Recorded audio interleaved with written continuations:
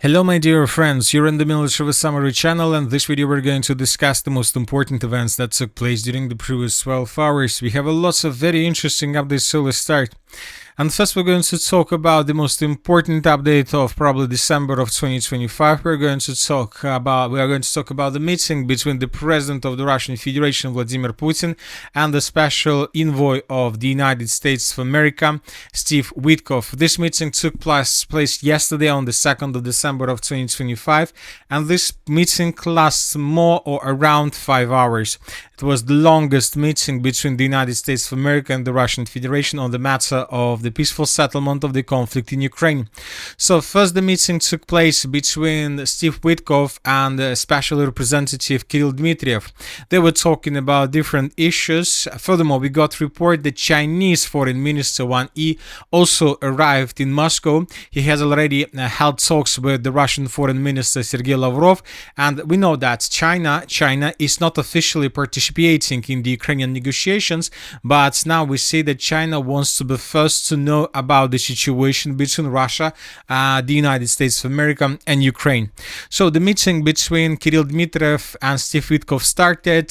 Here we can see Trump's special envoy Steve Witkoff and the Russian president's special representative, half of the Russian direct investment fund, Kirill Dmitriev. They had lunch before talks with Vladimir Putin, and later the pro-Russian source and media published this video where we can see the Putin's motorcade arriving at the Kremlin. There the president would meet with the US Special Envoy Witkoff. And right after this video we start receiving updates that talks between Russia and the United States of America started. Once again, these talks last for more than 5 hours, and when the meeting ended, the special representative of the United States of America, envoy Steve Witkoff, arrived at the US Embassy. So most likely he came to the US Embassy with the purpose to have a call with the President of the United States of America, Donald Trump. Most likely Steve Witkoff provided him additional details about the situation with the negotiation process. And right after this meeting, Steve Witkoff departed Moscow and he fled to the United States of America. And here we will discuss another important detail in 5 minutes.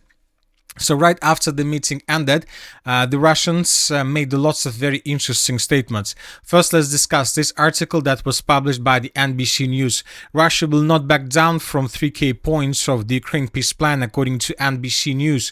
Donbas territory transfer of the entire region, including areas controlled by the Ukraine armed forces, limitation of the Ukrainian armed forces strength, and significant reduction in the size of the Ukraine army, and the abandonment of key categories of weapons, recognition of the new Russian regions by America and Europe. So these are the key demands of the Russian Federation.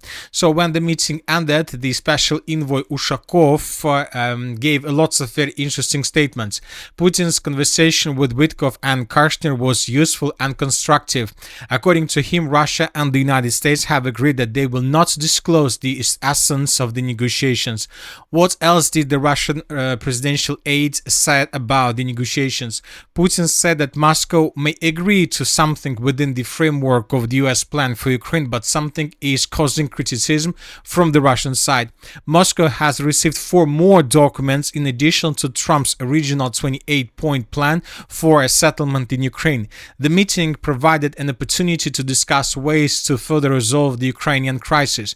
The essence of the US settlement plan was discussed, not specific proposals. We discussed the prospects for achieving a long-term peaceful settlement in Ukraine.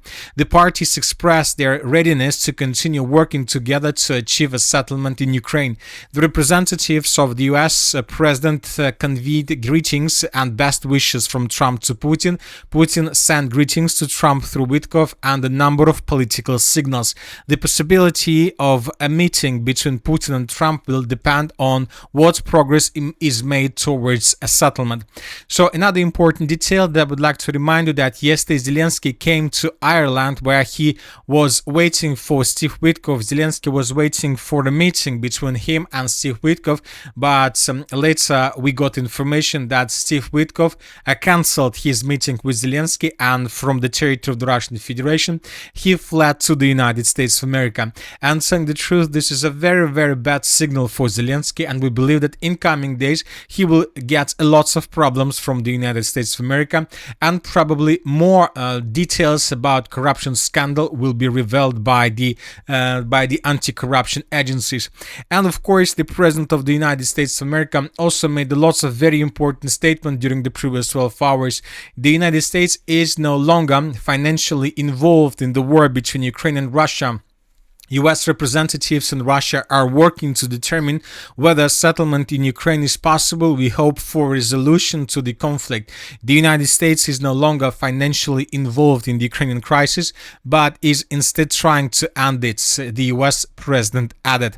So we see that black days, dark days are coming to Ukraine. Ukraine will lose one of the most strategical partners. We are talking about the United States of America. And now almost every single country in the world, with the exception of the European Union, will try to force Ukraine and Zelensky to accept Russia's demands. Now let's discuss the situation on the ground, and first let's talk about the Zaporozhye direction. During the previous 12 hours we received lots of important changes. First, let's talk about the city of Stepnogorsk. As you can see, the map has been adjusted significantly. This is the situation by the end of the 1st of December of 2025, and this is the 3rd of November, 30th of November. This is the moment when the Russians began their major and final offensive operation with the purpose to establish complete control over the city of Stepnogorsk. By the end of the 2nd of December, the Russians answered the citadel of the city of Stepnogorsk in its northern part, and by the beginning of the 3rd of December, the Russians, as you can see, managed to improve their positions significantly. It seems that Russians managed to break through Ukrainian defense in the area of Stepnogorsk. The Russians answered the Zaporozhye operational space, and now it seems that Russians will try to establish complete control over the next months over these territories. They will try to capture villages to the north of the settlement of Maly-Sherbaki and to the northeast of the settlement of Stepnogorsk. We're talking about these villages. The Russians may use this dense network of the fortifications as a base before moving further, either in the northern direction and in the eastern direction towards the city of Orekhov from behind. So it seems the defense of Ukraine in this area collapsed completely. Now let's talk about the eastern Zaporozhye direction. During the previous 12 hours we received lots of changes. So this is the map by the end of the 2nd of December, and this is the map by the beginning of the 3rd of December. According to different mappers, the Russians managed to capture a significant number of territories, fields and tree lines on their way towards the settlement of Varvarovka. Now the Russians, according to different mappers, are just 2 kilometers away from the village of Varvarovka, and the Russians are shortening this distance every single minute. Furthermore, the Russians managed to establish complete control to the north of these water reservoirs in the northeastern part of the city of Gulyai-Polye. This is the situation between the dates. As you can see, the changes are significant. These changes were made based on this video published by pro-Ukrainian sources of the 142nd Infantry Brigade. Here we can see how Russians were moving through the fields, how Russians were capturing more territories under control, and how Ukrainians were attacking Russian soldiers with FPV drones. So based on the video, we have adjusted the map. The Russians are about to semi-encircle the city of Gulyai-Polye. At the same time, the Russians continue bombing and attacking the city of Gulyai-Polye with FABs, with aviation, with bombs, trying to force Ukrainians to fall back from this area. And as of the morning of the 3rd of December of 2025, currently we have too many different pro-Ukrainian sources that are telling us just about the same thing, that Ukraine will not be able to hold their positions in the city of Gulyai-Polye, and most likely in coming hours or maybe coming days, Ukrainians would be forced to fall back from this area completely, and this can lead to complete collapse of the eastern Zaporozhye direction, and Russians will continue offensive operation, and they can continue offensive operation in many directions, and of course Russians will attack the city of Orekhov from behind, also from the northeastern direction. Now let's move further and let's discuss the situation in the city of Pokrovsk. During the previous 12 hours, additional changes were recorded. As you can see, the Russians managed to capture the southeastern part completely of the settlement of Grishina. Of course, the most important thing is just yesterday, the Russians finished the battle for the city of Pokrovsk itself. I would like to remind you once again, this video was published by official Russian channels. Here we can see lots of Russians that were moving through the central part without any risk of being attacked by Ukrainian side, and the Russians raised the flag on the let's say on the town hall, in the area of the town hall, and the Ukrainians, if you remember, also used this video for their, let's say, for their purposes. They changed the video with AI, and that was very funny. And today we got report that the Russians continue offensive. Once again, they secured the southeastern part of the settlement of Grishina. Furthermore, the Russians improved their positions in the northern part of the settlement of Mirnograd, continued citing the news around 2,000 Ukrainian soldiers that are currently located on the territory of the city. And of course, the Russians continue offensive operation from the south. So the news is tightening, and the Russians are doing everything they can with the purpose to force the Ukrainians to surrender. But I would like to remind you that according to the Minister of Defense of the Russian Federation, Ukraine soldiers reject any possibility and any idea of surrendering because of risk of being attacked even from the Ukrainian side. A bit further in the northeastern direction, the Russians continue their offensive operation in the Dobropolye direction. During the previous 12 hours, we received additional changes on the ground in the area of the settlements of Novoshacha. So, as we can see, the Russians are about to restore control over the territories they lost during the Ukrainian early autumn and late summer counter-offensive operation that took place between late August and early October. Now the Russians are about to recapture all territories they lost, and they're about to restore control over the line Shakhova-Novoshakhova. It seems that in coming days we're gonna see the battle for the settlement of Belitska.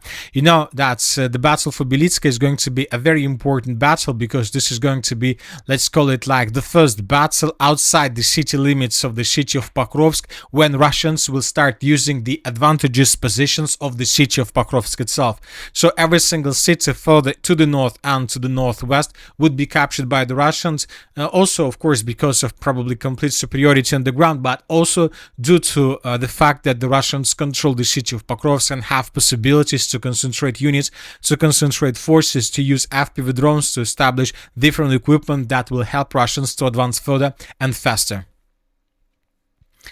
As for the city of Konstantinovka, different sources made adjustments on the map. The Russians continue advancing. The Russians continue offensive in the southeastern part, but I would like to remind you that according to the commander of the group of forces south, the Russians by the morning of the 3rd of December of 2025 captured more than 30% of the city of Konstantinovka. And when talking about the map, we can say just about 10%, which means that the current situation, let's say the current map doesn't probably correlate with the real situation on the ground. So we believe that there are much more territories under control of the armed forces of the Russian Federation.